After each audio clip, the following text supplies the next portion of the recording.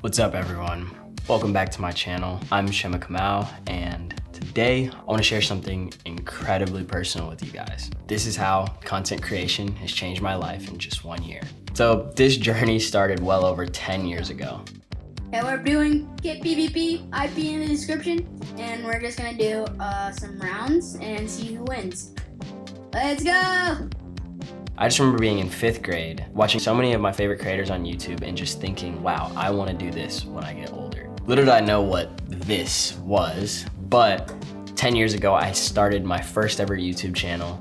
And on that channel, I was doing Minecraft Hunger Games Let's Plays with my best friends. And little did I know then that was gonna be the beginning of my now career today. Back then, I remember getting my mom's laptop and downloading a cracked version of Sony Vegas and a Bandicam so that I could screen record my computer while I was playing Hunger Games with my friends. The way I'd get the audio is by jumping into Skype calls, and I don't know how I recorded it, actually, now that I think about it. But somehow I was able to record the audio for Skype, and it would just be me and my friends all day playing Minecraft. Out of embarrassment of being in middle school, I deleted my first channel, which now looking back today was stupid. But yeah, when I got into 8th grade, I started having this desire to learn graphic design. One of my older cousins did it, and I was honestly inspired. I saw how creative he was, and I was like, you know what, that's something that I want to do. And so that summer, I downloaded a cracked. So the main theme is that I was downloading a lot of cracked versions of stuff. So don't hate me, but in 8th grade, I downloaded a cracked version of Photoshop and I began making different sorts of graphics. They weren't great per se, but I remember posting them on Instagram and my friends from my middle school being like, how did you make that? How did you do that? And it was really cool at the time, getting some sort of recognition for being able to do stuff like that. Obviously, I had that background of learning Minecraft, so I used to make Minecraft thumbnails with my friend. Then from 8th grade, I kind of did it as like a little side hobby every now and again. I remember the summer going into my junior year of high school, I decided to get my first job, and I got my first job at McDonald's. And honestly, I remember walking to McDonald's every single day for a whole entire 3 months of that summer, no, 2.5 months of that summer. And I remember my only goal in mind was 1, to get AirPods, and 2, to get a MacBook Pro. So by the end of that summer, I saved all my money up from working at McDonald's and went to the Apple store right before school started. And I went and I bought myself a MacBook Pro. This was the 2019 version. And I instantly got back to my cracked ways and downloaded a cracked version of Photoshop. From there, I started making edits. That is what they would call it. Now, I was into video a little bit at that point after middle school and all that, but I never really decided to take editing as my route. So I started doing graphic design, and I started making these graphics for basketball players in my area. And then I was like, wait a second, I could probably make money off of doing this. So my marketing strategy, which at that time I didn't even realize was a marketing strategy, was I'd make basketball graphics for these players that were super popular in high school. So if you guys remember Sharife Cooper, Terrence Clark, LaMelo Ball, Bronny James, Jalen Green, all these different people, I would make edits of them and just have a bunch of my friends just tag them and just tag them until we got them to repost them. So during that time, it was a really cool time because I started really taking a liking into doing this. And I remember that summer, Sharife Cooper had reposted my edit that I made of him. And he actually posted on his page and tagged me. And from that moment when he tagged me, I just started getting my DMs flooded with people saying, hey, can I get an edit? Hey, can I get an edit? And when I saw that, I knew the whole thing about supply and demand. So I have a lot of demand, so what I'm gonna do is put a price tag on it. So I put a price tag on it and I made them $15 per edit. For people that knew me, they got kind of mad at me. They're like, oh, you did it for them for free. You guys know how that goes. But for the people that paid, they paid.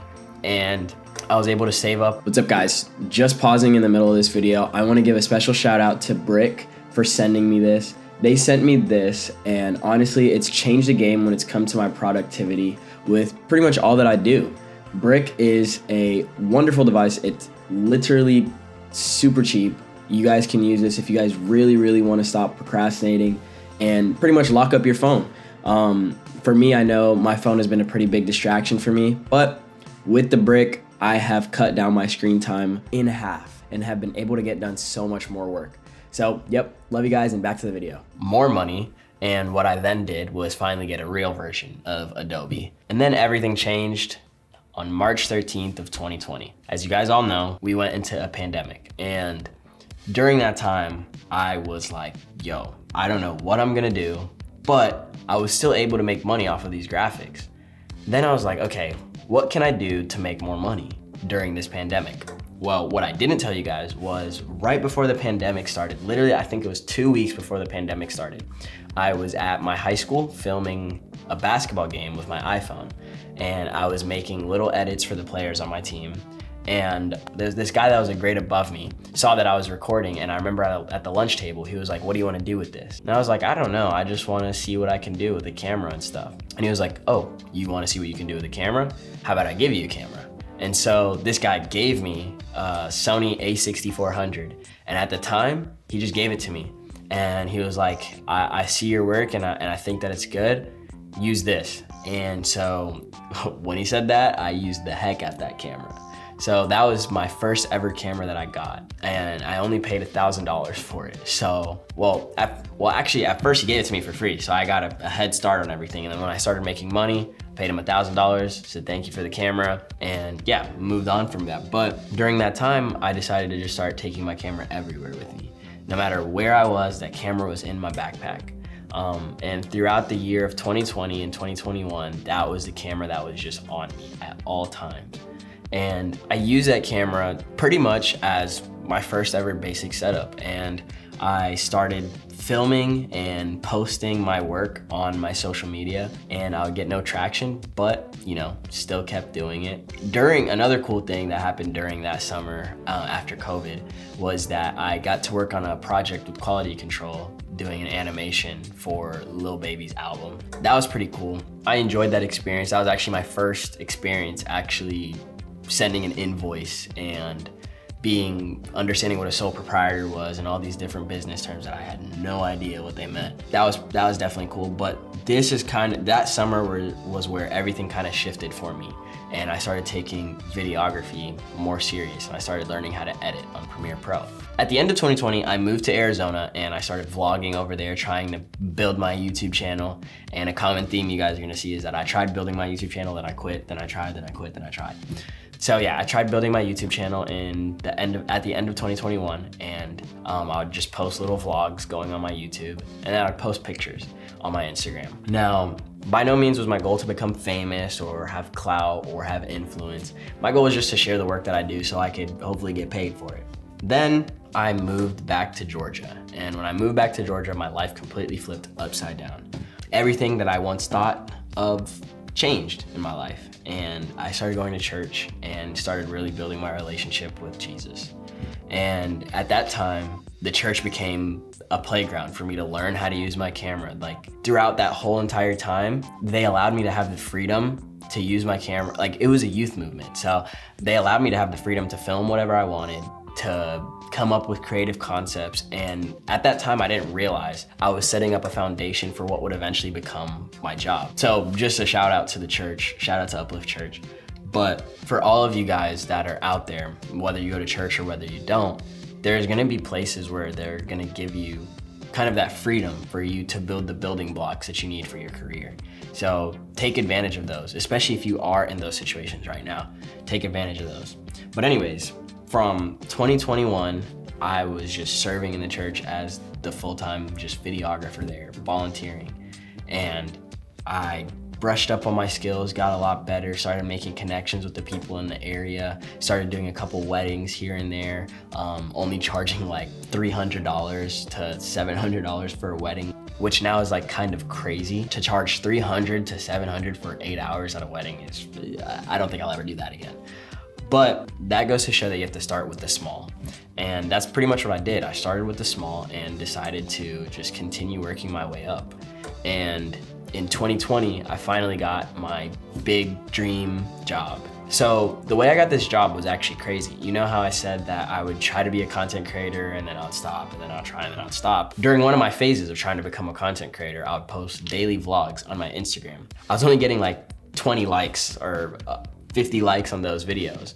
But one person in particular sent that video to who would become my boss. And my boss saw the video and was like, I want you to do this for me and build my social media. And so before this meeting with who would become my boss, I sat there and I was like, wow, this could be the opportunity that I was looking for. And I go into the meeting with them and I sit down and he goes, hey, so I want you to do the same thing that you've been doing for yourself, but for me, but I want YouTube, Instagram, TikTok, all platforms. What would you charge me? And in that moment, I had no experience with closing a client or anything. I just did math in my head. I was like, okay, this is how many videos this is how long it would take me. How much do I want to get paid for this? And then I was like, I'm gonna charge you $1,000 a week. He looked at me and he was like, bet, let's do it. You start Monday. And at that very moment, that was like a game changer for me. I literally had worked jobs at McDonald's, Adventure Air Sports, Top Golf, Insomnia Cookies.